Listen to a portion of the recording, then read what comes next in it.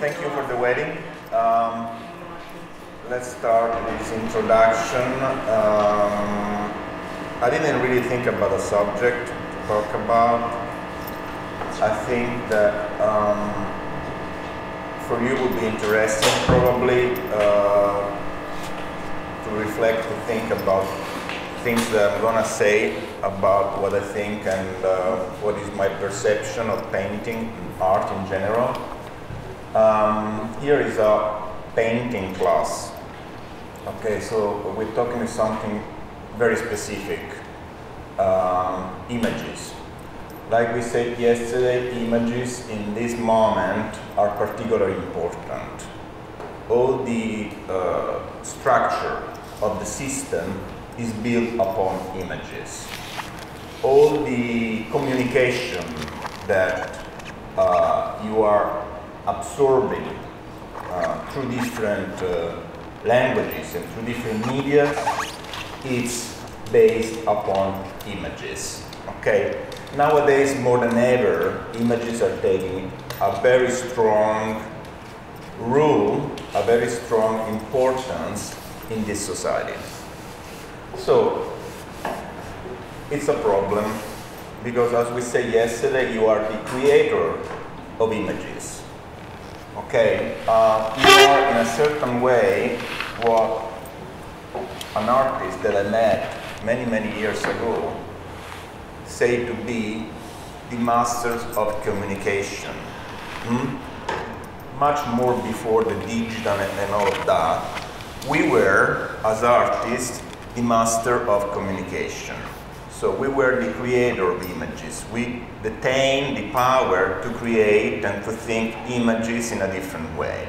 Of course, there were alternative systems, like, you know, the system for communication that is based on commerce, market, so publicity and so on, that relates a lot and used to relate a lot also through images and, of course, slogans and words and so on.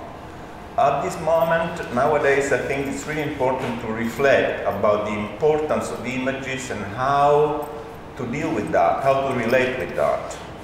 How can you make, in this world, in this society, a difference nowadays through images? So yours is a huge, I think, personally, a huge responsibility. Something that you really have to think about, because there are competitors that have a stronger reason, okay, an enormous amount of economical power to compete with you. Think about all the digital and all the possibility that the social networks are giving to images in this moment. Think about the possibility that the industry of image is producing through publicity, social network, internet, and so on. And relate with that. How you can make a difference through a painting, a work that you do individually without that kind of support on your back. So you have to fight, basically, with this kind of power, which is a really difficult task. So I say, the moment you start to think about an image, I think that you really have to think profoundly what kind of image you're going to produce and why you're producing that, and which sense that image can have in a social, contemporary environment. What change that image can bring to that system. Art is basically a form of action. Everything we do, even thinking, is an action. The moment we process this thinking through something that is physical and becomes art, that's also an action, okay? That action must have reason to exist. Those reasons are normally a critique. a way of criticize something that is the present, is the world around us. As artists, we do normally a form, through what we do, a form of critic. Okay? We criticize something that we don't like how it is, the reality, whatever it is around us. We don't like as it is. We have to make our own. We have to produce something else. Okay? This is a form of critique. So this action normally is a critical action against something that is around us. We have to take consciousness about that because it's a very important way of living. Responsibility is a very important action, what we do. So don't take it lightly. The responsibility you have, by my point of view, is huge.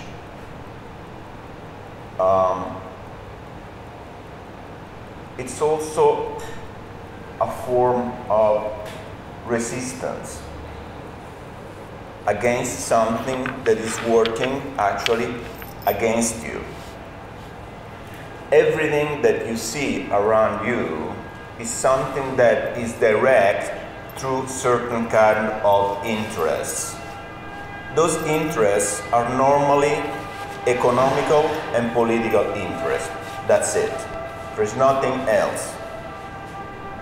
Whatever moves the world is always at the end, at the peak, let's say, of the pyramid, economical power.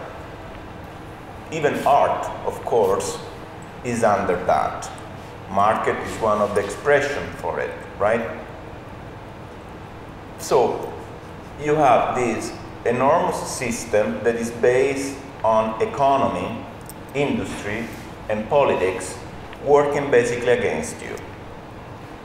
Whatever you do is something that you have to build by yourself as an individual. You don't have that kind of power, you don't have that kind of money, but you have your brain, your consciousness. The fact that you are conscious about what the problem is.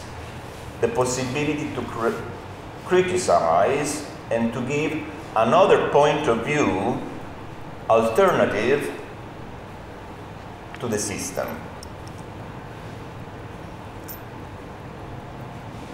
So your action should be an action that takes an enormous amount of responsibility, even only starting to think about the image that you produce. Because that image can be a revolutionary, a very important point that can open to different perspective for other people. Can help to think other people differently. That's what you do after all. Otherwise, why you do it?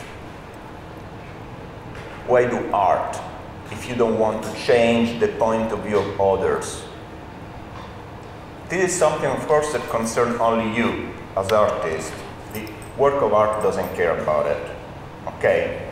The work of art is something that it's independent. It's independent from critique or opinions. It basically doesn't care. It can stay in a storage, it can stay in a museum, it can stay in a place where public can see it or where public cannot see it. The work of art in its essence doesn't change. It stays. He's happy like that. He doesn't care. What is important for us is the confrontation that we can build upon that object for ourselves and also for the public. What changed is not the work of art, it's us. Through the critical that people, others, can move, positive and negative, of course, towards the way of thinking, the way of doing, the way we do things in art. Is that clear, the point? Okay? So you have to think the work as something that should be independent. Independent, what that means? That can live his own life by itself. He has his own soul. It's like a child that you give birth to, and then it goes by itself in the world, okay? And as a normal living entity, this work of art can change also. And it's really important, this thing, because even if you contextualize the work of art belongs always, if it's a true work of art, of course, if it's a real one, to the contemporary, to the present. We can see Caravaggio or Michelangelo as contemporary artists, even if, of course, we contextualize the work in that period, in that historical period. But as we see the work is always in a contemporary way, okay? So the value, after all, changes continuously. Historically takes meanings and values that are important for the present. So you have to look also at what you do in that way. Is something that shouldn't be too much, let's say, contextualized. That is speaking a language that is part of the present, of course, because you're part of it, but is already taking his own life into the future. Considering also, and this is something really funny that I'm saying, considering also all the past. So whatever or whoever are your masters, it's really important. Okay, so take also the responsibility to say, this is where I come from. This is what is my family, my heritage, my relatives, my father and mother are the artists that came before you. Those guys, like me, for instance, or like them, are really important. Not just because they're older than you and you must give them respect, but because they brought you here on their shoulders. They made this effort of bringing you by the hand up to now. Whatever work you do today is because me, because of him, because of her, and because all the others that came before you. So you have to know that. You have to know the knowledge, you have to have the knowledge of that part of history, which is really, really, really important. Without the knowledge of the past, you cannot build up a present and the future.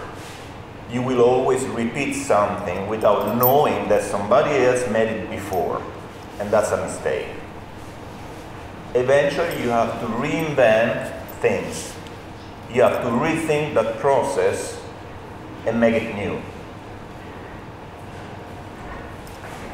That's also an enormous amount of freedom you have in that. You have to consider that being an artist is one of the most important roles you can have in society, at least by my point of view. I put artists in a very, very high position, okay? Why? Because I think that they're free people. They have this enormous freedom to do and say whatever they think. It's the only work where you can do that. Think about another one. There is not. Maybe if you are a stand-up comedian, you can do the same, okay? But as an artist, I can do things that nobody else can do in a very free way. I have this freedom, which is really, I think, important. And you have to take also this freedom, again, as a responsibility. Whatever you do, and you can do anything, is important, because that thing can change a point of view, can change society, can bring a difference into a world. I think that art has this rule, not maybe to change things in the present, immediately, let's say, okay, but in a long run, that would be really important. Also another thing, you're not alone. You work individually as a person, as an artist, but in that direction, if you go in the right one, of course, there are a lot of people. It's like an army that moves in the same direction. That army can change things a lot. I believe in that, that's why I'm talking about it, and I think that the role of an artist should be an active role into society. We are all, of course, outsiders. We are not really part of the society. We always think with a critical point of view, so we always take ourselves in another position, but we actually are an active part of it. So we have to be in a sort of position where our point of view is critical against the society, even if we're part of it. And this is something that I didn't say by Alberto Moravia, which is the role of an intellectual, but is also a role of the artist. An artist has to be antisocial, even if he's part of a society. Is that clear?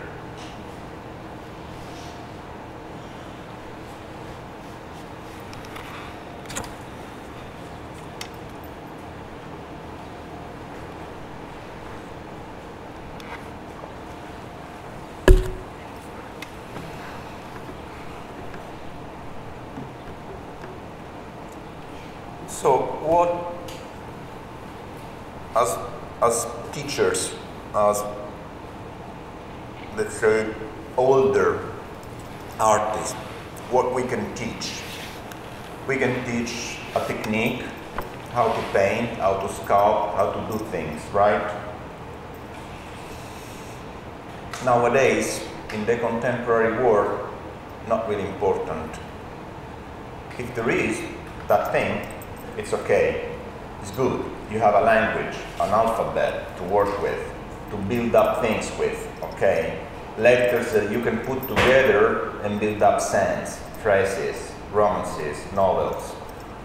At the same time, what you do is something that shouldn't be didascalic, something that shouldn't be illustrative, something that shouldn't tell too much about what you want to say. I've seen some of your work the other day, and some of the works were highly illustrative. You're not building up images because you have to illustrate a story. You're building up images because you have to build up sense. You have to build up something that can have a meaning, that can be something significant by its own, independent, autonomous. It's like an engine that runs without the need of gasoline. It's an entity that can give thoughts and different way of thinking to other people. Of course, it is not easy.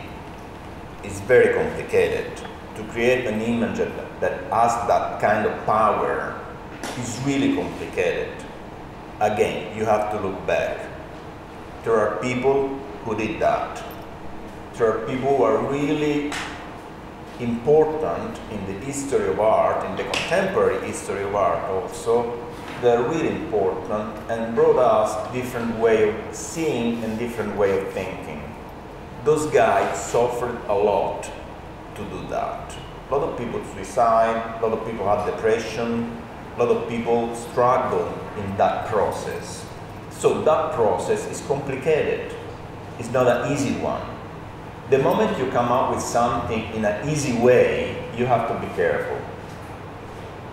Because probably you're not putting too much effort in it. The moment you struggle, the moment you get depressed, the moment you have drama, then it's okay. Because that's the way to do it. Having doubts, building up doubts on yourself.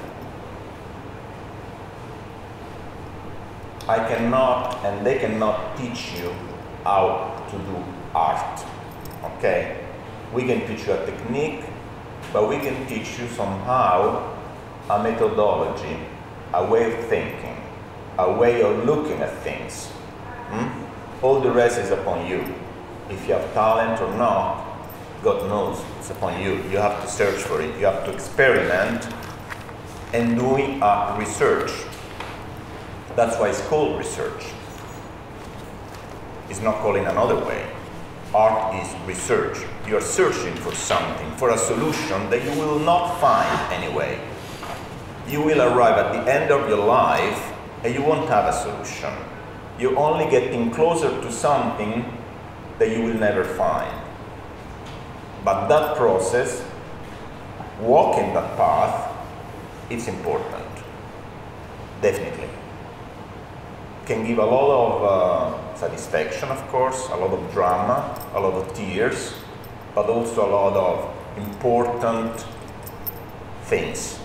And those things are this metaphysical, strange entity that is the work of art. How to understand that and how to take consciousness about it. To my students, I normally teach a method that is very simple. Look at yourself like another person. So look at your work with the eyes of another person. It's not anymore you or him looking at the work, at his own work, but it's another person. Take a step back and say to yourself, if that painting, if that work of art was made by somebody else, would that piece have a value, a meaning? Ask yourself that. In the same cynical way, in the same critical, cynical way, you do it with all the others, because I know that you do that. I do it by myself all the time. The moment I see a piece by Alfredo, immediately I think I could make it better.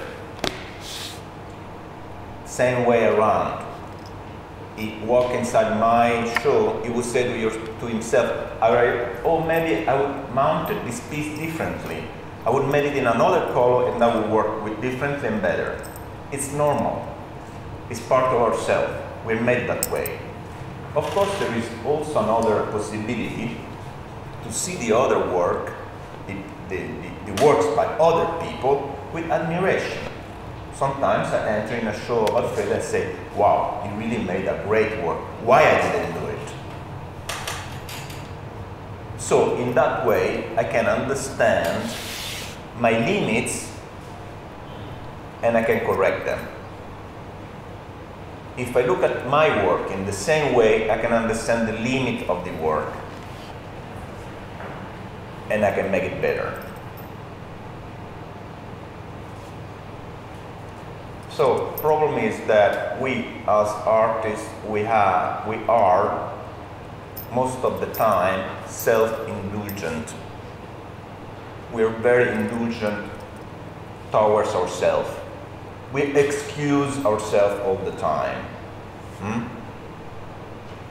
We give to ourselves space and possibilities that we wouldn't give to others. So we have to do the opposite. We have to be critical about our work and critical about ourselves. Basically, we have to build doubts. The moment we do that is the moment that we can mature a different kind of approach to the work and take consciousness about what we're doing. So, to finish, I'm not really interested in what you do. I'm very interested in how you do it and why you do it. Which one are the reasons behind your work? Is it necessary? Is it important to say that thing? I can say that in a better way, with another technique maybe. Or I'm just limiting myself to a certain kind of field that is concluded, like a little space, a comfort zone, where I stay and where I feel happy. Ask yourself that. Thank you.